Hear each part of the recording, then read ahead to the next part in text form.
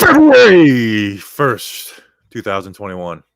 How's everybody doing? Hey, it's Saquon's burner. Late, shake my head. How about you stop shaking your head? We're here. We're here and we're near. It's Bobby and Danny. This is we're back. I'm back from the Senior Bowl. I'm back in Florida. A nice 68 degrees outside. Danny, how's the weather with you up in New York? It's a snowstorm. Just a casual snowstorm happening. 20 degrees. Had to go run my COVID test down to the collection center. So very cold walk this morning. How often do you have to do COVID tests right now? Twice a week. And that's like mandatory? Yeah, it's mandatory. Also, I guess that's kind of cool. So you just figure out, like, you know, because I was traveling in Alabama this past week.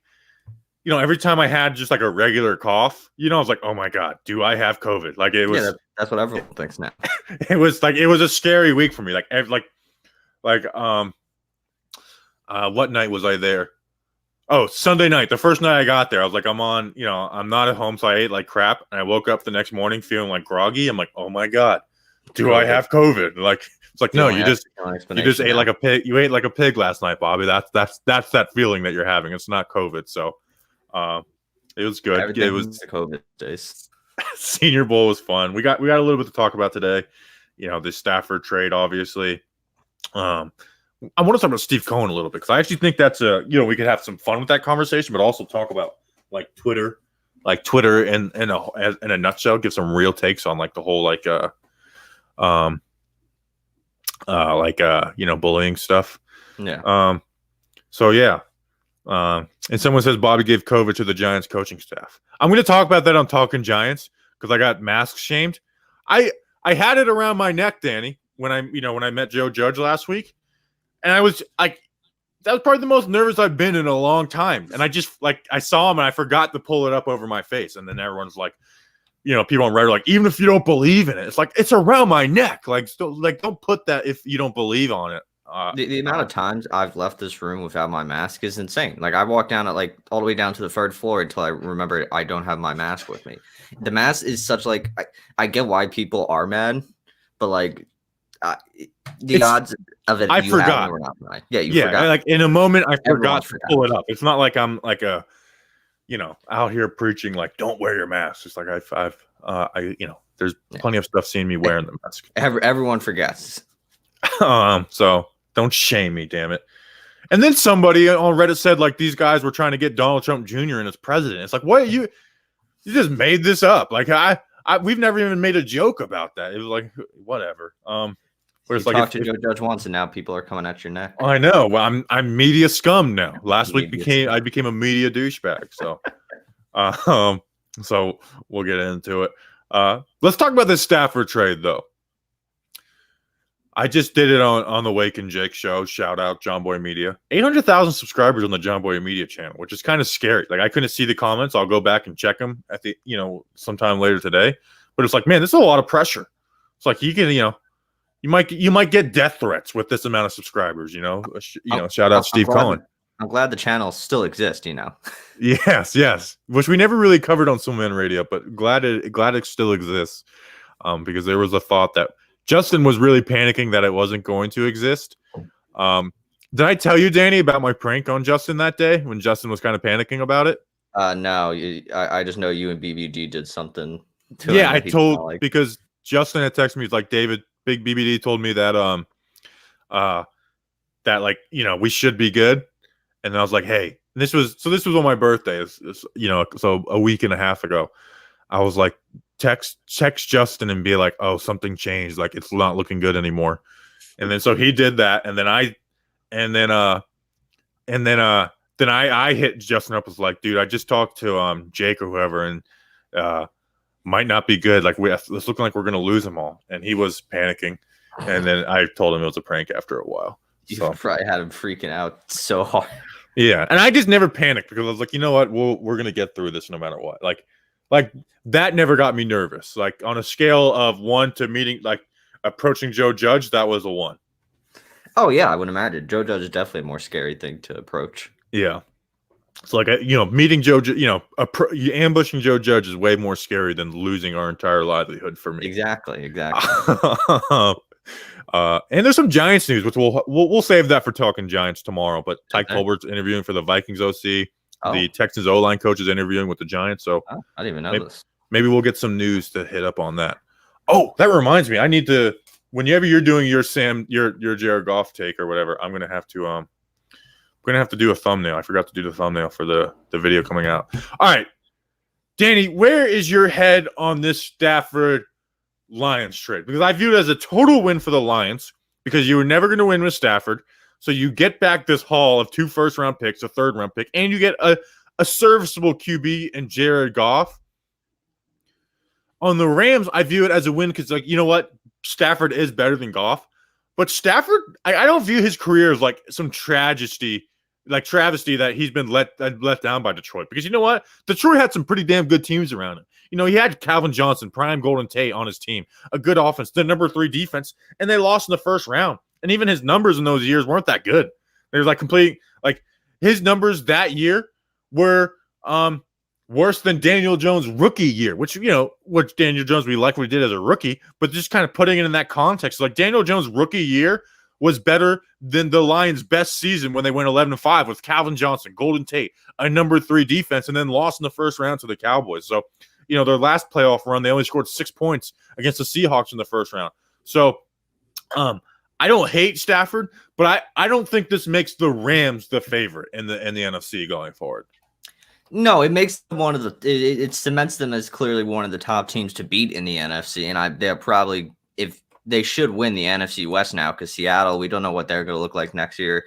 Cardinals weren't anything crazy this year; they had some good moments, but I agree with you though. I think Detroit wins this trade clearly. Detroit let Stafford down the moment they fired Jim Caldwell and hired Matt Patricia. That was when they meet. That was the biggest thing Detroit failed Matthew Stafford with. And then after that, obviously the whole loser thing. I find it funny that Stafford said he is not going to New England. He told him that I'll go anywhere but New England. I kind of view that as a negative against Stafford, though. Like, if it's because of the weapons and stuff, but it's like, you know what, there's other teams. So, like, I view guys that don't want to go to New England and be under like that. Like, they run a tight ship that's very strict. Like, it's, the whole like, oh, it's not that fun. And it's like, yeah, well, guess what? You're going to be surrounded by some of the best coaches, even though. Oh, never mind. Never mind. Now that I think about it, it makes sense because I forgot Patricia's back with New England. So never mind. It makes sense. I totally forgot about that. So never mind. I don't view it as a negative about Stafford. It just hit me now that I thought about it. So where do you put this with the Rams? Because I do like the name of the game is winning Super Bowls, and the Rams have a better chance of winning the Super Bowl today than they did Friday morning. That's the goal. The 2022 first round pick isn't going to help you try and win a Super Bowl this year when you have Aaron Donald, Jalen Ramsey, has some of the weapons on this team. So it gives them a best chance, but I wouldn't pick them over the Packers or the Bucks. If the Saints can get some type of like serviceable QB, or say the Saints trade up and get one of these young QBs and figure out how to get them, I think the Saints, if the Saints with an above average QB situation, would be above them. So I don't view this as the this makes them the favorite. They're competing for the Super Bowl now a lot more than they were on Friday morning. But I don't view this as like, oh my gosh, this Rams are now a juggernaut. Yes and no. Because with the Packers, they're losing some key players. They're losing Corey Linsley and Aaron Jones, possibly the free agency. We don't know how they're going to look. The Saints, once again, there's such a mystery right now. So, the Rams, this is the Rams right now. The window is now perfectly open. Mm-hmm. They have a solid offense. Their defense is on next level. Obviously, they've lost a lot of coaches this year because of the coaching search. But they should realistically win the West. That should not be a problem for them. And they should realistically get to the NFC Championship game because these teams, we don't know what the Bucs are going to look like next year. They're still probably a semi-good team. The Rams, this is their chance. If they do not win here, they're going to be down for a while, I think. Yeah, and I get you are mortgaging your future, and I think that's in the NFL that's a little more dangerous than like with the Nets right now. It's like you only get so many chances in the NBA. Like you can't. It's hard to build a championship team in the NBA. Nowadays, you have to buy or trade for. You're not really building through the draft a ton, and even when you do, you win when you add that extra guy. So. Yeah, I I like the Rams going for it. You go for it. You go and try and win a Super Bowl. Rings, banners last forever. Rings will last forever. One Super Bowl is worth having, 3 bad years in the late, if the Rams are one of the worst teams in the NFL from 2025 to 2028 or whatever, but they won a Super Bowl, then it's worth it to me. But I also am like Matt Stafford. He let down Detroit a little bit too. Now the last few years, Detroit totally let him down. But there was a time where Stafford was the one that was letting Detroit down. Yeah, that is true. But I mean, you just look at those last few years, and it's just wild how I just still don't understand why they fired Jim Caldwell. But now for Detroit, there's no reason for this rebuild not to go well. They handed Dan Campbell 3 first-round picks, 1 this year and then 2 whenever the other few years are. I don't remember. They have the potential 2 first and 1 third, I believe. They have the potential to build something great in Detroit right now and make Detroit an actual legit contender in the NFC North. So if this fails, then if this fails, there's no hope for the Detroit Lions as an NFL team. There's just no hope. If Detroit has a good coaching staff, if this coaching staff ends up being good, then they are set up. Here, let's talk about the other side of it. Jared Goff, obviously. Goff is everyone's got their opinions on him. I don't think anyone is like Goff is the guy. Like I don't think wherever your opinion on it is where it's like, hey, I think he's better than most people think, or some people think he just totally sucks and McVay made him. I'm somewhere in the middle of it. He could be him. He could be in a good situation because Detroit, they said they're basically not drafting a QB this year at 3. Think about this. Now maybe they go somewhere elsewhere. Think about they keep Kenny Golladay, Danny. You keep Kenny Golladay. Imagine you draft Jamar Chase at 3. Whew. You draft Jamar Chase at 3. If Jamar Chase is what we think he is, and he hits his stride quickly, because just because even if Jamar Chase ends up being an all-time great, doesn't mean his rookie year will be good. He could have the best wide receiver duo in the league in a year or so. You get Jamar Chase with Kenny Golladay, that's a nuts receiving core, and that makes everyone else better on offense, having those 2 guys on the outside. And say what you want about Goff, but he's not incompetent. He's had good years. Even this year where it wasn't great, but it's like, they did enough. And maybe the second round goes a little better if Jared Goff's thumb isn't literally broken. So, I view this with Detroit. Like, yeah, I kind of like the idea of if you haven't fallen in love with one of these QBs, let's say, if Wilson and Fields are there in their laps and if they're not totally in love with them, ride with Goff, add a wide receiver, add whoever you want. And you know what? With all these draft picks in 2 years from now, maybe Detroit, there's no reason why they shouldn't be competing. If this is a good coaching staff, a good front office, then there's no reason why Detroit shouldn't be up there competing in the next couple at 2-3 years from now. Yeah, maybe the LA spotlight was just too much for Jared to handle. You're going to Detroit. I mean, what a downgrade in his living standards. You're going probably from a nice. I feel like LA it's more of a spotlight though, because you have these diehard Detroit fans. That is true. Detroit, the LA cool fans who don't even care. I wonder if Jared will buy Matthews' mansion that he had for sale in Detroit. You got wonder, because I mean that sounds like he had a nice man. He has like a Detroit Pistons basketball court in the house. So really? Yeah, I'm like, that's quite lit. I want that house. That's the one thing, if you're rich, that's like, I got my own basketball court. Like that's the one thing where it's like I am envious of a rich person. She's like, I had my own full court basketball court would be so sick. Oh yeah, like, I would be such a better human being in my life if I had a full court basketball court in my house. Like it would just, every aspect of my life would be better with a full court basketball hoop in my house. Oh yeah, it would be amazing. And also on Detroit, I also like their tight end TJ Hawkinson out of Iowa. Yes, I forgot about him. He's really good. I really like him. Detroit is secret. The Detroit has the tools. I mean, it's their defense that needs the most help probably on that side of the ball. But Goff, he says he may feel more appreciated in Detroit, clearly. So him and McVay obviously did not end on the best of terms. No, he was mad. He was very mad that he got left. Yeah, and I mean, do I blame him? No, because I mean, you would think LA had belief in you. But I think this could be beneficial for Goff. And if it doesn't work out for Detroit, they lose nothing. Like the Rams have most of the dead cap that Goff will have. So they could cut ties with him and it'd be like nothing happened. And if they suck this year, they'll get a solid pick next year. I don't know what the QB class is like next year because I don't follow college football religiously. But Detroit, man, they got something going there. They, as you said, get back Golladay. Heck, bring back Marvin Jones. Why not? Yeah, they could have themselves a freaking like some weapons. I forgot about T.J. Hawkinson. I mean, he was really good this year. So, it's not crazy to think that Goff will have some success. I'm pretty sure their O line is pretty horrible too. So maybe they go draft offensive line. Maybe they get Seawall or Slater, whoever the guy they like is. But they could have some dudes. Yeah, and Goff showed potential. He showed obviously a lot of crappy stuff as well, but he showed a lot of potential. Yeah, I'm tweeting that out right now. Are you tweeting that out? Kenny Galladay, Jamar Chase, T.J. Hawkinson, not bad. So, hey, bring Golden Tate back to Detroit. Get yourself a nice little slot receiver. How about that? Yes, please do that. Detroit, actually, give us. Detroit loves Golden Tate because Detroit Golden Tate was a beast. Like he would have 90 catches every year. Give us your first round pick. He was a monster. Give us your first round pick. We'll give you back Golden Tate. Yes, exactly. Fair. Fair is fair. It really is. Do you got anything else on this trade? No.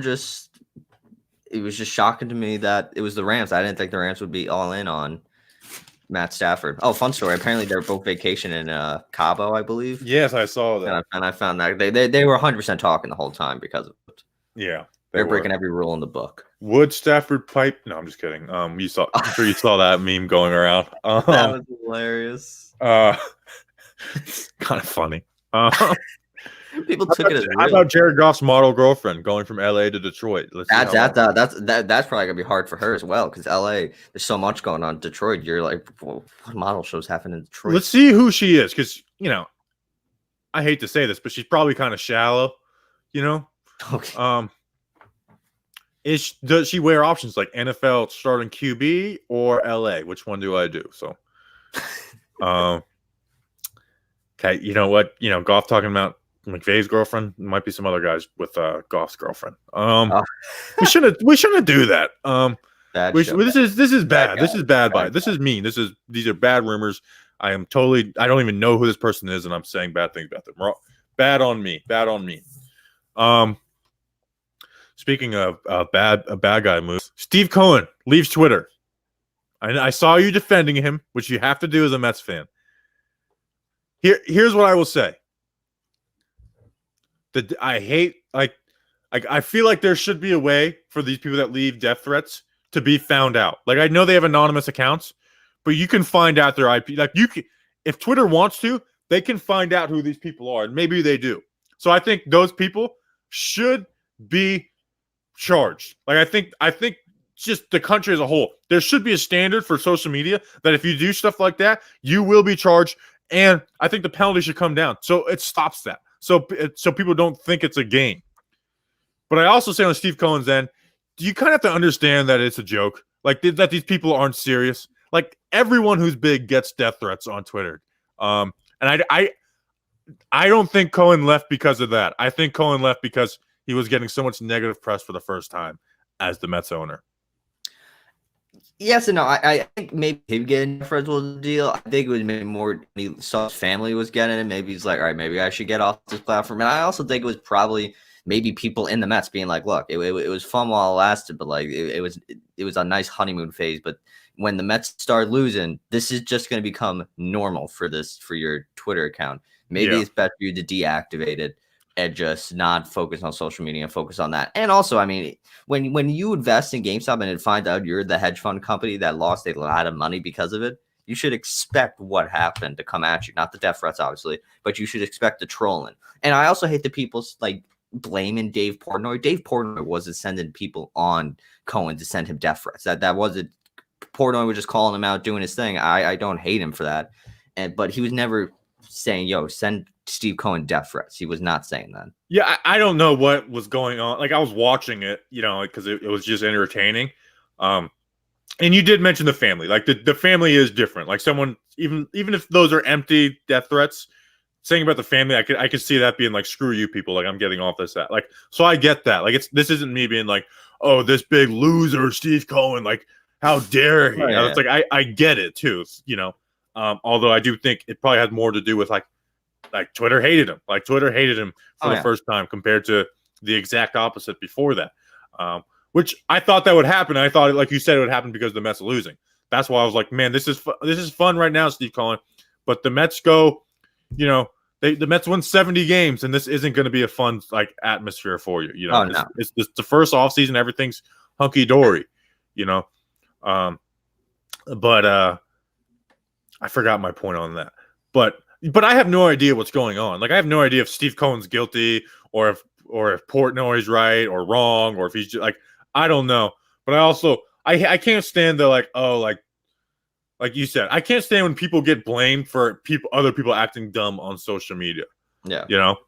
Like the whole like the idea of like Beyonce's people, like the Bayhive or whatever, they will light people up. I feel like that's not Beyonce's fault that they go nuts, you know. But when people are looking to get on mad at each other, they blame that on it. But I was hoping Steve Cohen would get bullied off because the Mets suck. So it sucks that he has a legitimate reason to get bullied off, and I can't make fun of that. You gotta hate terrible reasoning. I feel like there's something I want. Oh yeah, speaking of like people, like yeah, they're like someone showed me an article. One, it was from 2014. We're in 2021. This case, and like people are like he's guilty. It's like, well, if you read the thing, it says the government couldn't find the case to bring against him. Maybe he paid a fine. I know he paid a fine of some sort, but they couldn't bring a case against him. And guess what? Every rich person has done shady stuff. Yeah, it's how you get rich. That's the thing. He's not going to jail. Like No, he may not. be totally guilty, but he's not going to jail. Like, and that's the unfortunate way the world works. If you're rich, you get to pay people. Like he's not going to jail. And he's not losing. It's like some people have suggested, like, oh, the MLB just strip away the Mets from him. And it's like, why? Why would the MLB even consider doing that? He's just money. Are you guys going to get Trevor Bauer though? Which Trevor Bauer is going to be on the John Boy Media trivia show like today or whenever. Oh, really? I didn't even know he was. I didn't know that. I was just on Wake and Jake, and they told me so. I got no clue if they're going to Trevor Bauer. I mean, they traded away Steven Matz to free up cap space, so it seems like there's an opening for Trevor Bauer. But like, what about the other two superstars they have? I don't know what Trevor Bauer is going to do. I feel like right now it's a two-horse race between the Mets and the Dodgers since they have the money to pay Trevor Bauer. The question is, what? Because Bauer wants probably a decent contract. I don't know what Bauer's going to do. I don't even think Bauer knows what he wants to do either. I think Bauer wants to get paid, and realizing that he's not getting the market that he thought he would get. And because he had one good Cy Young year in a pandemic-driven year, so it was easy for him to get a nice ERA stat. But yeah, he's just such an interesting case. I just don't know who's going to pay him right now, and two, spring training is supposed to start like what, 2 weeks, a week or two. He's got to figure out where he's playing now, pretty much. Yeah. I mean, the same thing happened with Harper and Machado a couple of years ago. So I assume it'll probably happen like the first week of spring training. Which, by the way, pitchers and catchers reporting very soon, which is fun. Maybe we don't know. Yeah, that's true. We haven't decided if MLB and MLB PA like each other yet. How did you enjoy your Sunday without the NFL? Because I enjoy it. I'm actually very productive on Sundays. Because there's not the pressure to get stuff done for me, so it's kind of like nonchalant. Like I'll get this, I'll make this video, I'll watch film on this, and then I'll sit back and watch like the NFL films or whatever I want to watch, like whatever I think is interesting on TV. I love this, I love football, so I'd rather have football and 2 months from now I'll be like, gosh, I miss football, but I do enjoy the Sunday like Sundays without responsibilities feeling. I do enjoy it. Yes and no. I mean, obviously, if you don't miss football, I mean, you're crazy. I mean, maybe not having the Giants on. I love the Giants. Let me make that clear. But like, they just cause so much stress on Sundays. Like, I'm stressed out of my mind watching this team. Like, I enjoyed watching the playoffs and just being able to relax and watch quality football for God knows how many hours. But it did suck. I will admit. Oh yeah, Monday morning next week I'll have the Super Bowl. Like, you'll get the football season's over blues. Like I'll definitely get that. But it was nice. Like I did the Jonathan Harrison breakdown, which is out now, by the way. But don't go to watch it now. Stay here with us for the last 10 minutes.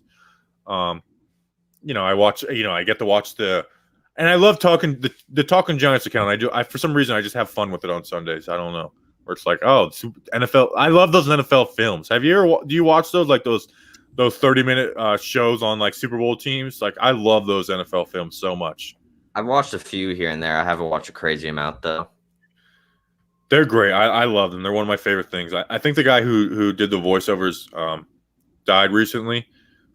She was great, but and you get so many good gifts out of it. Look at this gif I got out of it. Oh yeah, that I saw that gif yesterday. That's just a great gif. And then So this one I loved. they just really reached their Super Bowl 42 and 46 yesterday. Gotta love a They classic. did they did like basically everyone, and then they did Eli dirty with this one.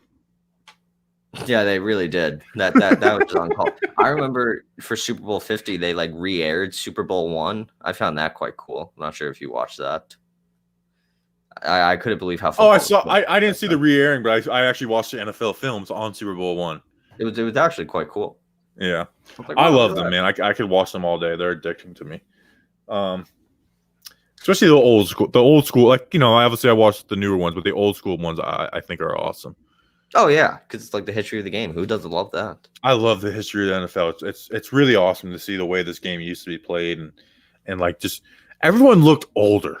Oh yeah, like the NFL players looked like they were in their 50s. Every single one of them. Yeah, like Daniel Jones looks like he should be playing in high school football. Well, like those players back in like the 80s and like 70s were like legit men. And you watch it now, and you're like Daniel Jones would have been the greatest QB in NFL history if he played back then. Oh, definitely. It's crazy. It's crazy. It's like they would have been like, "Who is this wizard out here?" Like I was watching the Reds. Who was the Redskins QB who lost to the Dolphins? I forgot his name. It's like this dude throws like an idiot. I got no clue. But I was watching the one on the undefeated Dolphins, so that was a cool one. I also watched the Madden Pro Bowl.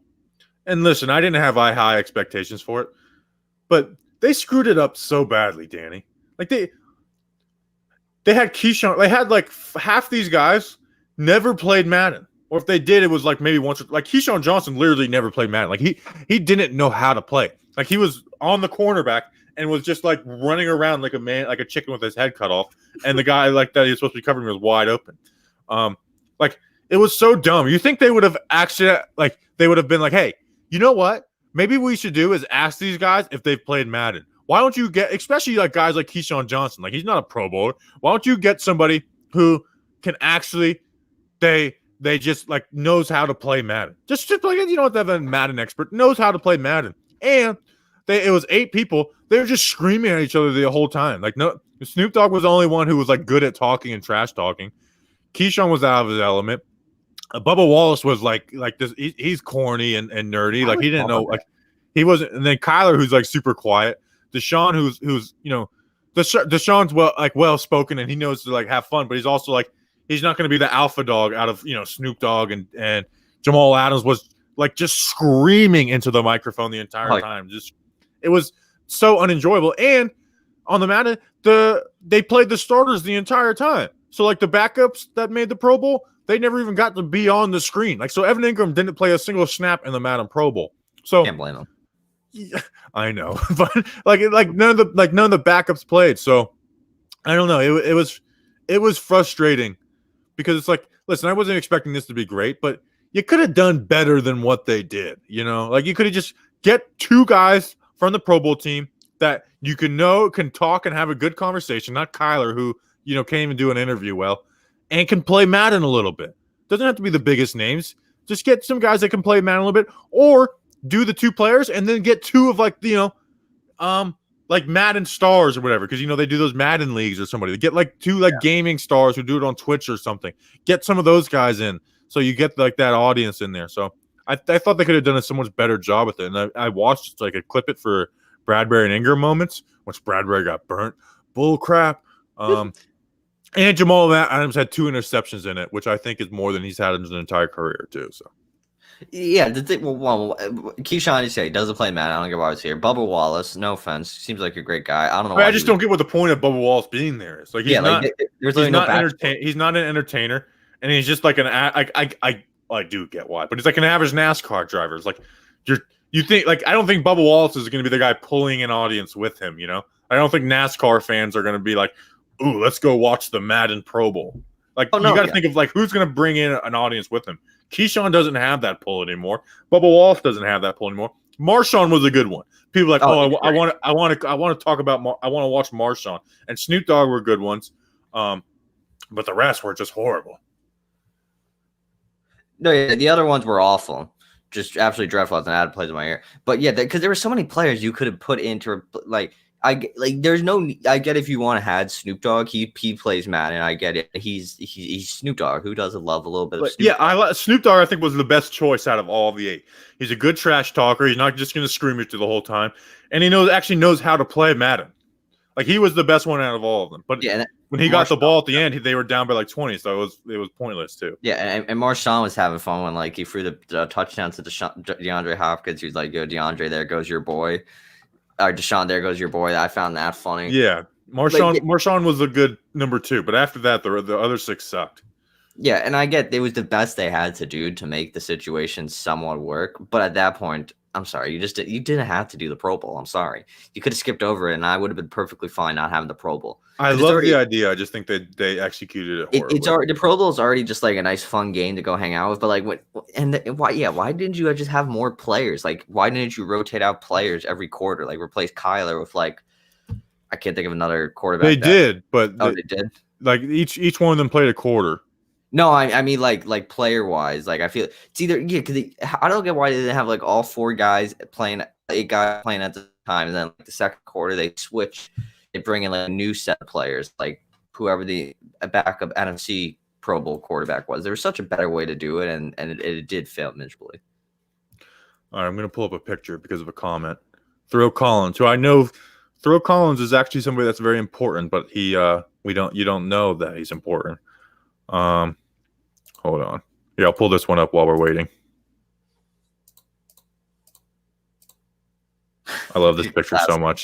That picture is my favorite picture of all time. Like I hope he continues this during the Super Bowl. He's got to continue with Pepto-Bismol in the Super Bowl. He has to. Please Pepto-Bismol do an ad. But Throw Collins says you look like Noel Gallagher from Oasis.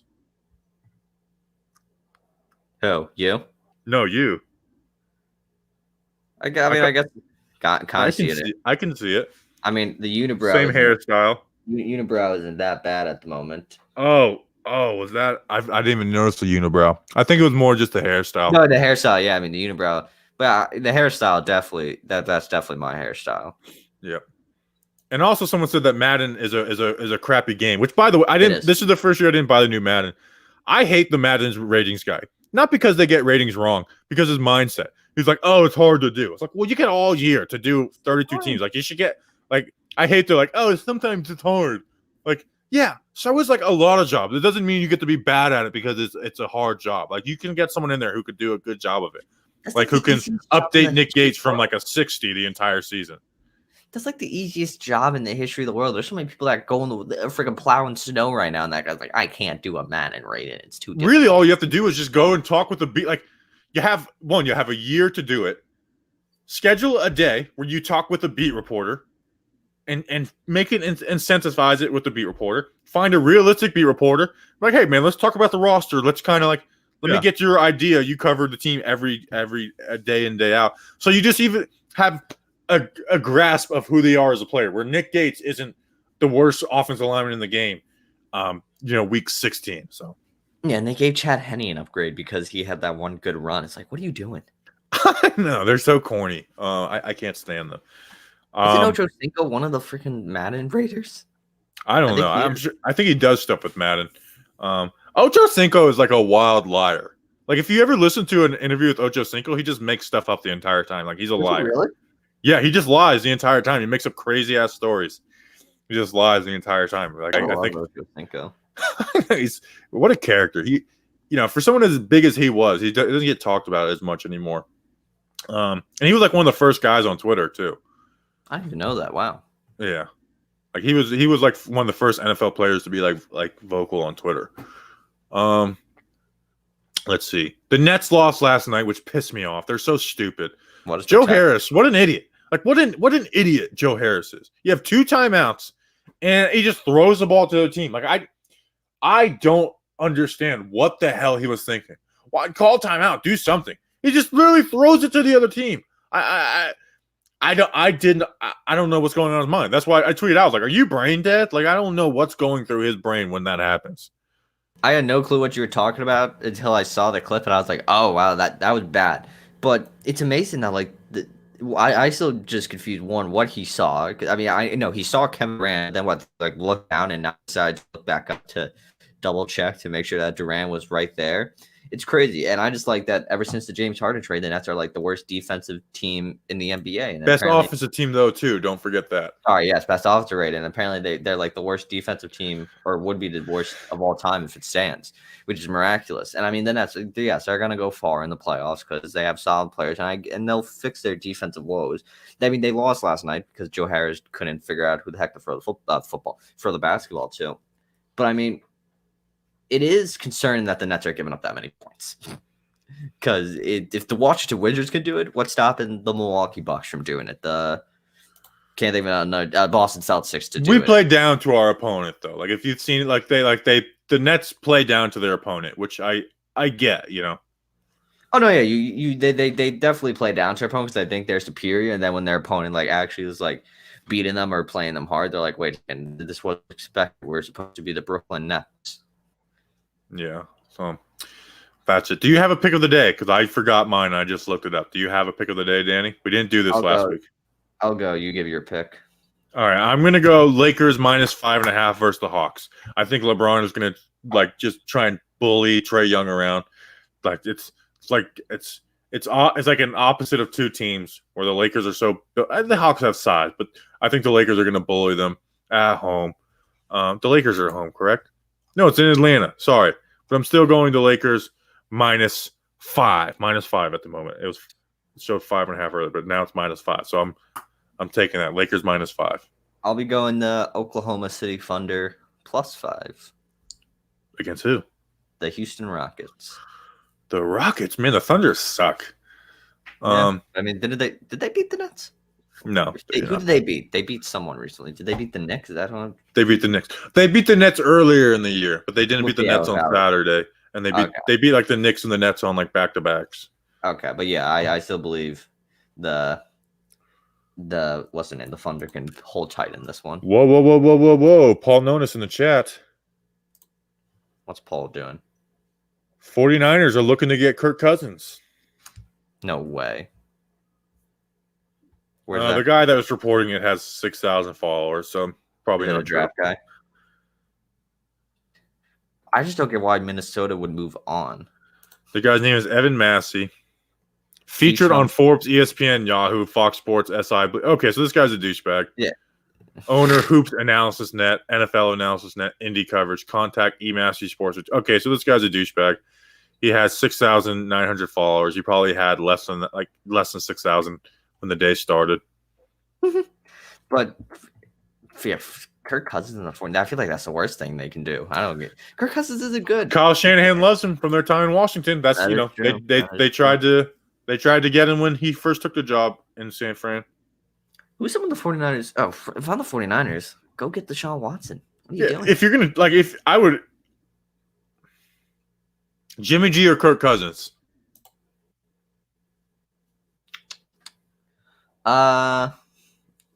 Well, we've only seen Jimmy G play one full season in San Francisco, and that was last year when they made their Super Bowl, or sorry, Tuesday when they made their Super Bowl run.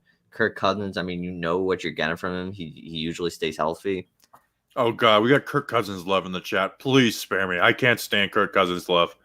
If we're going based off health, I'm going to say Kirk Cousins, but Jimmy G showed a lot in that 1 year with the 49ers. And the 49ers were injured this year. That's the only reason why they did not go far. If they stayed healthy, they probably would have. Let me put it this way. I might take Kirk Cousins over Jimmy G, but if I'm the 49ers, I'm not trading assets for Kirk Cousins when I have Jimmy G. No. Yeah, like you're going to trade assets, you go to Houston and ask for Deshaun Watson. If Nick Mullins was my QB, I'd be like, okay, maybe we go and try and get a guy like Kirk Cousins. If Jimmy G is my QB, yeah, I'm not doing that. Oh, my gosh. People that think Kirk Cousins is good, it's like, why? What makes you think he's good? What has he done to make you think he's good? Put up some good stats with some great wide receivers around him. Yeah, exactly. Not be good in I can't stand the Kirk Cousins is good crowd. They're almost as bad as the Jameis Winston is good crowd. The analytics don't lie. I love that argument. People actually were saying Kirk Cousins was better than Aaron Rodgers. Stop. Yeah, I mean someone that we're close friends with. Did he really? Yes. Get that man out of here. I wanted to fight him when he said that. All right. That's Simple Man Radio. Appreciate you guys. We'll be back tomorrow with the entertainer. See you then. Until then, stay simple.